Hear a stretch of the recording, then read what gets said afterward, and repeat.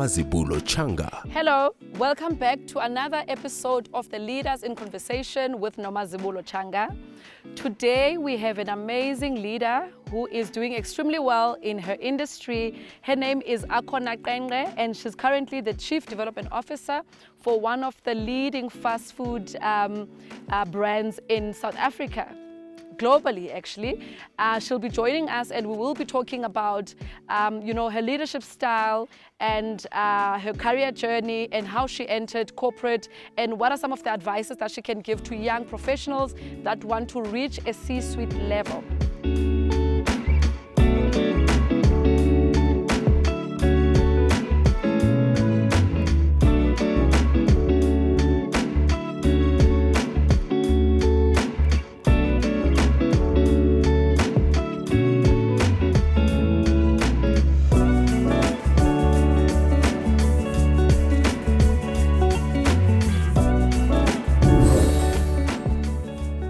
Welcome, Akhona, and thank you for gracing us with your presence. Thank you so much for having me, Hello. Noma. Hello. Hi.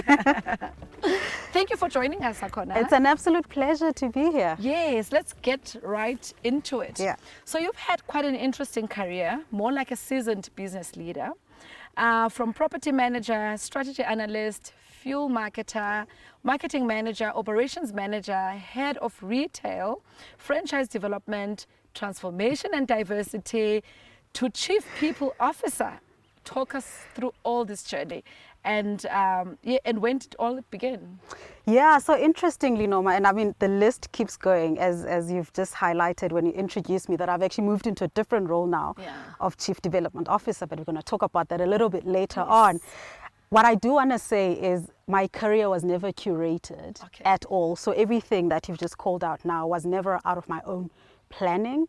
What I did want to do, though, was to one day become a really impactful business leader. And what I was really deliberate around was in saying yes to every opportunity that came my way, because my biggest belief was if I was going to be a big business leader one day, it wasn't going to be about how quickly I rose through the ranks, rather around how much knowledge I would amass within different functions. And so with every opportunity that came my way, even though it wasn't an upward move, most of my moves are actually quite lateral, is I kept asking myself, what skills am I going to get? What sort of exposure am I going to get? What am I going to learn? How is this going to contribute to my vision of one day becoming a big business leader? However you might want to define that. So what you see today is literally a function of somebody that just kept saying yes to opportunities. And a combination of someone that raised their hand and say, I'm open to opportunities and I'm open to learning so that I can add on to my business acumen to become the seasoned business leader that you are. Absolutely. In Quite fact, an interesting and diverse fields and areas of expertise. Absolutely. And to your point, there was never a role that was too small for me. There was never a role where I felt I'm too big for this. I can't say yes to this because I'm above this, or it's beneath me. And so I kept saying yes to opportunities that other people may have frowned upon. But I can tell you every single role that I've done in my life has helped me. Absolutely. It's deposited the knowledge that I have, the skills that I have, and it's ultimately contributing to the level of impact that I'm able to drive today. And I must say, I've been privileged to work with you on a business level, and I understand exactly where that is coming from, and I also understand the raising of the hand and the knowledge that has been deposited in you, because I remember the first time after speaking to you, I was like, is she an HR professional? Is she a business leader? Is she an operations person? Is she a development person? Like you encompass all these areas.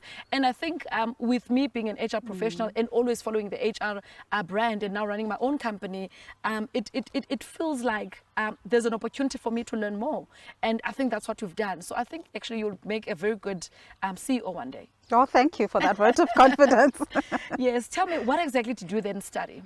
So again, in my choice of education, I remember I again wasn't purely out of my own choice. When I finished my matric and the day the results arrived, my father looked at my transcript and he said, "Oh, you seem to have done exceptionally well in maths and accounting, and so I think you should be an accountant." I had no idea, Noma, what accountants did.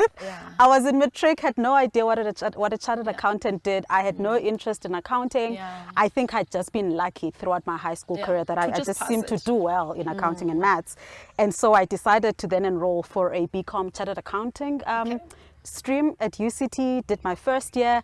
And my first year really allowed me to learn more about what it means to be a CA.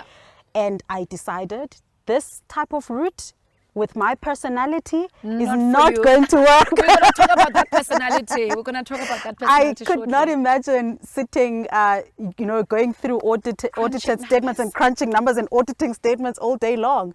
It just didn't seem as glamorous as I kind of had imagined my life would turn out.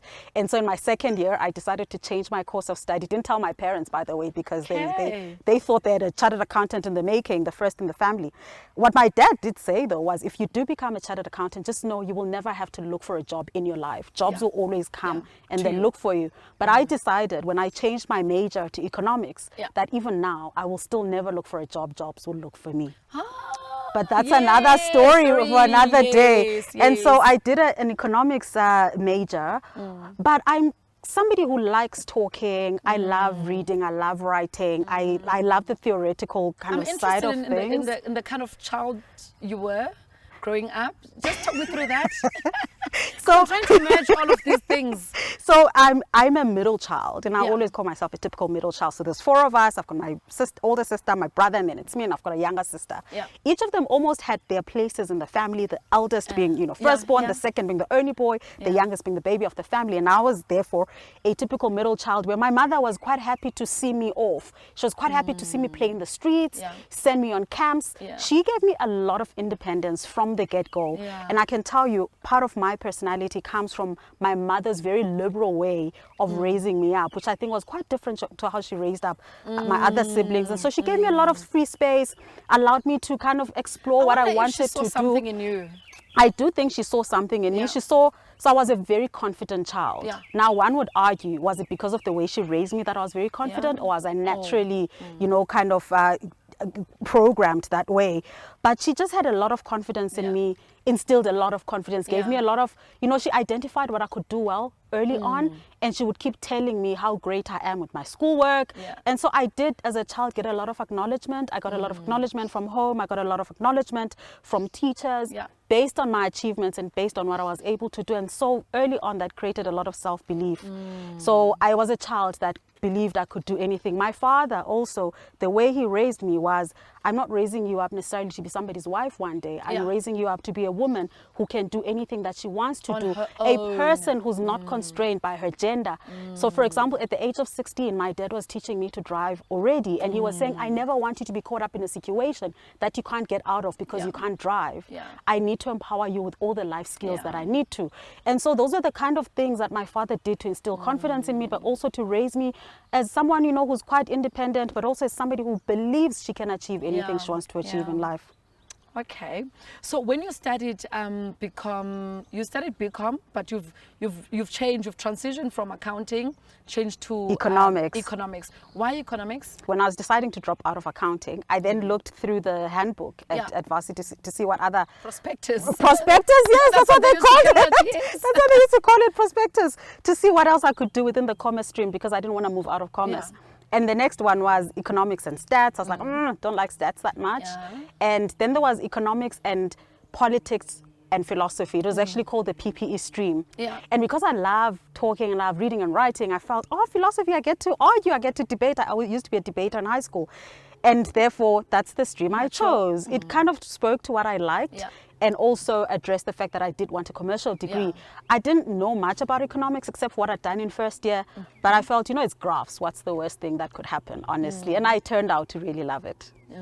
Thank you for that. So how did you transition from business and operations to people management? Again, that's quite an interesting journey. But maybe before we get to that question, just talk us through your career journey, getting into corporate. How was that like, etc. Before we get into the transition from business and development and operations to people management? So I got into corporate as a graduate. Yeah. I applied for a graduate program within, a petroleum organization. I managed to get in. And when I got in, even though I was a graduate, Yeah. I decided that I would do whatever the organization wanted out of me because I wanted to learn as much as I could. And so this hunger of learning, it's always been with you, just lifting up my hands and opening myself to opportunities so that I can learn as much as I can. Absolutely. In whatever space and field. Yeah, I think I'm generally a curious person. I want to know how things work, and I'm generally interested in just learning new stuff all the time. So when I went into my grad role, I was open to whatever the experience might be like. And so my first role was as a strategy analyst. It wasn't defined what a strategy analyst did. I didn't know what was I supposed to analyze. But let me tell you, the role that the leadership team played in my development is second to none. Because what they started doing was to bring me into the conversations they were having at exco level. They actually created a seat for me at that table, and so every month I'd be part of the exco conversations.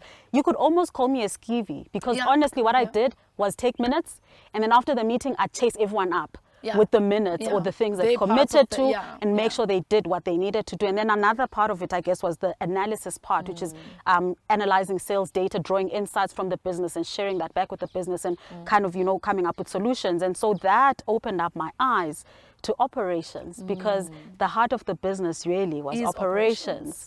And I then got an opportunity to move into our ops business, which was fantastic. And it was my first taste of being in a franchise environment, having to deal with franchisees, understand their businesses, because remember, they're almost like a micro partner within this bigger ecosystem. And I got to understand P&Ls, I got to analyze balance sheets and advise them on how to grow their businesses. Accounting came in really handy, but also, working with people that have grown their businesses from nothing to where they were was really such an incredible opportunity for me. And then from there? From there, again, raised up my hand. I need another opportunity. There was a property role that had opened up. The business, again, showed a lot of confidence behind me. They put me into that property manager role, and it was a much larger portfolio. My role was really to negotiate leases for the brand, buy properties for the brand. Completely knew nothing about it, but I did as much as I can in that time to learn about the property landscape. Little did I know, those skills that I was gaining then were going to be quite crucial and fundamental in my career journey later on. Exactly. And so, it's important to remember that whatever you do is going to be something at some point, or is going to help you to get somewhere. So I was very mindful of what I was learning and how I was learning it. And then again, there was another opportunity that came up for a fuels marketing implementer, which is partly strategy, partly marketing. Obviously, I didn't know anything about marketing, but again, there was a marketing manager who was quite happy to teach me. The most about you, it's like you hop from one profession to another, and without the actual qualification behind that profession. I guess also, one of my principles in life is you miss 100% of the shots you don't take. So you don't take the shot, you miss 100% of it. You take the shot, you might get halfway there. And so that's why I kept saying yes to, things that just didn't seem natural to the background that I had. Okay, so tell me, then how did you then transition from business and operations to people management? Again, another curious moment. You were a chief people officer. Yes. And currently you've just been appointed as a chief development officer. Yes. So at the time, literally the last role before my people role was in development. So I joined the organization as development director.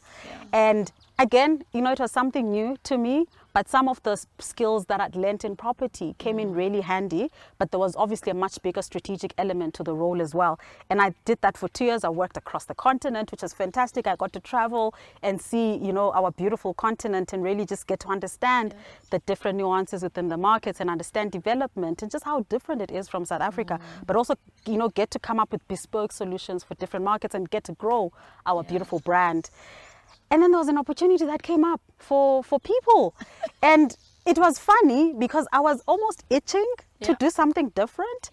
And I didn't quite know what it was that I wanted to do. And it so happened that at the time, our organization was thinking of transformation as a strategic imperative, and really how do we transform our organization with a very kind of deliberate approach and a strategic approach, and we need somebody to come up with the vision of how or what transformation is going to look like in a way that makes sense for us, in a way that's impactful and meaningful. And so when I started having these conversations with HR to say, hey, you know, I'm itching for something different, they put this opportunity on the table, and I could not believe my luck, because this spoke to exactly the type of thing that I think I was yearning for at that time, to drive impact at a very different level, but also to be part of step changing an organization in a way that had never been done before. So that's when my people, I guess I segued into people through the transformation role, and then later on took up the chief people officer role. Yeah. So tell me, how did you find working in a people management space? Loved it. I still say it has been my best role yet. Because in the people space, I think a lot of HR professionals underestimate the value that they bring to an organization. You know, as a team, we even called ourselves the heartbeat of the company, because what we quickly recognized is anything that happens in the business, firstly, has to do with people. Now, who's the custodian People of the people? center. It's our, you know, we're the custodians. And so we started to own that true. And, you know, we earned our seat at the table as a people function. We got to be part of big business decisions. We got to be part of the strategic mapping of, you know, the direction of the organization. And I'm truly proud of what we've been able to achieve purely by tapping into people's, you know, into the talent in the organization, into people's skill sets, and just making sure we've got the right people doing the right things. Yes, yes. So what did you enjoy the most about people management? So I think what I loved is just the latitude that I got in the role. I think where people are concerned, you can be really creative in how you meet their needs, in how you drive the business agenda through people. And so, you know, I got a lot of scope to be creative, bring in new programs, drive a business agenda in a very different way, but also tapping into my commercial background. I loved that. I love that there's no conversation that's out of bounds for the people function. Is we could literally be part of every conversation in the organization, and the role that we play almost becomes that of a facilitator. So I truly love that, because I felt it also tapped into who I am, which is somebody who's curious, and I want to know what's going on around me. You. Yes. So what do you think are the elements of people management that have changed? So when you look at the current world of work and the future world of work, so where do you see people management? What's the direction of the profession? Agility. Agility, ability to respond to the needs of your organization, to the needs of the talent in the market, also keeping your ear on the ground. What happened or worked yesterday doesn't necessarily work today, and it's not necessarily tomorrow's solution either. So it's just the level of agility that we've seen even post-COVID, right? Just how organizations have, number one, become very people-centered. Because what the pandemic taught us is ultimately it was a people pandemic, right? And so HR was really called to the fore to come up with solutions. Exactly. And so I feel there's a lot of agility that's been asked of us, and we've been ready to step up to the challenge. Yeah, we're just waiting for the organization to create the conducive environments for the HR to then thrive in those situations. So tell me, how important is talent management? Well, you've just tapped on it. It's everything. Talent management is everything. So I always say everyone is talent in an organization. You just need to find where they're talented. Every single human being has a special talent. They have something they bring to the table. The role of the HR function or the people department is to identify what those talents are, and then to map them to the right business areas, so everyone can contribute in a way that is meaningful to the business, but that also helps them to continuously grow. Yeah. So what are the programs that you've implemented in your role to ensure that to identify talent and also to nurture talent? So what are the programs that you can maybe talk about and share with us? Yeah, I'll share a few, and I'll give you the context. So the first kind of insight I grappled with when I joined the people department was generally there were more females in our organization than there were men. There was 60% women. I think it's representative of the stats generally in our country. However, as you rise up to leadership levels, that stat actually does not transfer. It starts to diminish. So there wasn't proportionate representation of women at more senior and meaningful decision-making roles. So we then introduced a program called Women on the Move to address exactly that. Is number one, to identify female talent, specifically female talent, and then to put in place mechanisms to groom this talent, expose them to opportunities for them to demonstrate their capability, and then ultimately to get these women fast-tracked into the senior and meaningful roles. Because I think the outcome of it can only really be measured by, okay, so how much have you changed your leadership team by? How much have you changed your exco by? And I'm happy to say, you know, today our LT is more representative of women than it was 3 or 4 years ago because of all the work that we're doing. And even if you look at our talent pipeline of females, is the women that are now in meaningful senior roles, or the women that are deemed as part of the talent pipeline, definitely way more than what we had before. So that's the one that spoke to women specifically. The second insight that I draw from was around what I would call emerging leaders. So it's mostly, you know, your graduates, your young professionals who've only been in the workplace, call it 5 to 6 years. And what we seemed to be losing when I looked at our turnover stats was we seem to be losing this group of people. But because we're not focusing on them, we're not able to attract them fast enough. We're not able to drive meaningful retention as well. And so what we created was what we called an emerging leaders circle, where we identified a talent pool within this group of people to then say, these are the, and it was a cross-functional group of people, these are the people we want to get behind to continuously develop, because we do want our leadership team of the future to be representative of the talent pool at that time. And we need to start now. We don't start when we get there. Let's take a short break while we're still catching our breath, and then we'll come back and continue with the leadership conversation with Akhona Qengqe, the Chief Development Officer at one of the fast food brands globally.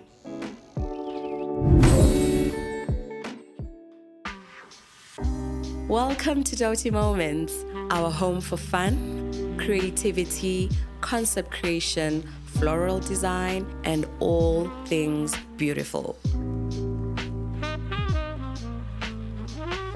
This is a space for our clients to come and talk to us about their event vision, be it a wedding, a party, a corporate event, any event of any kind, really. We play around with ideas here. We laugh. We sometimes have a nice glass of wine or whiskey to keep their creativity coming. Above all else, we've created a space for our clients to relax, visualize their event, and be excited about it. We absolutely love what we do. We are so passionate about creating these beautiful moments for our clients. We are addicted to seeing our clients' happy faces when they step into that moment where their vision has come to life. We live for those moments. True to our name, we still thrive to dote over all of our clients as well as we possibly can. We are Doughty Moments.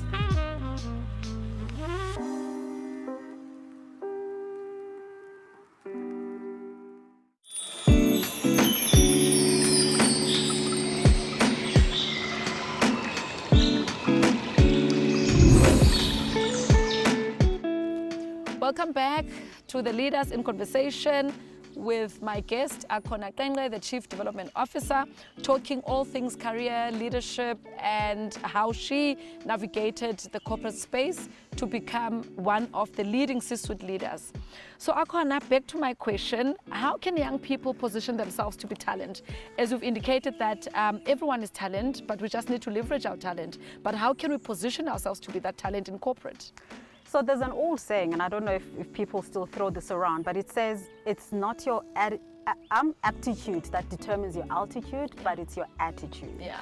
And I think for me, if I were to create a step-by-step guide, that would be step number one. Yeah. Is your attitude is everything in corporate. Yeah. How you show up, your level of interest, how you say yes to assignments, how you're open to new opportunities, how you never look down at the tasks that you've been assigned. That's the first one. The second one is around being proactive. Yeah. To what extent are you actively looking for more work to do, more work to be involved in? Yeah. Number three, being a solutions-driven person or having a solutions-driven mindset. Instead of always being the one to identify problems in the room, perhaps be the one to offer solutions. I love that. Are they necessarily the right ones? It doesn't matter, because the right solution is a function of many people's different solutions coming together to create the ultimate or the right solution. So don't be afraid to tap into your own thought processes and your own experiences to actually offer solutions to the problems that you see. And as you've indicated, you've recently gone back to business development. What does this new role entail? What will you do? For more from Leaders in Conversation with Nomazibulo Tshanga, you can continue listening to the rest of this episode on your audio streaming service app. Our podcast is available on various audio streaming platforms. Details in the description below. Don't forget to subscribe to our YouTube channel. Thank you for watching.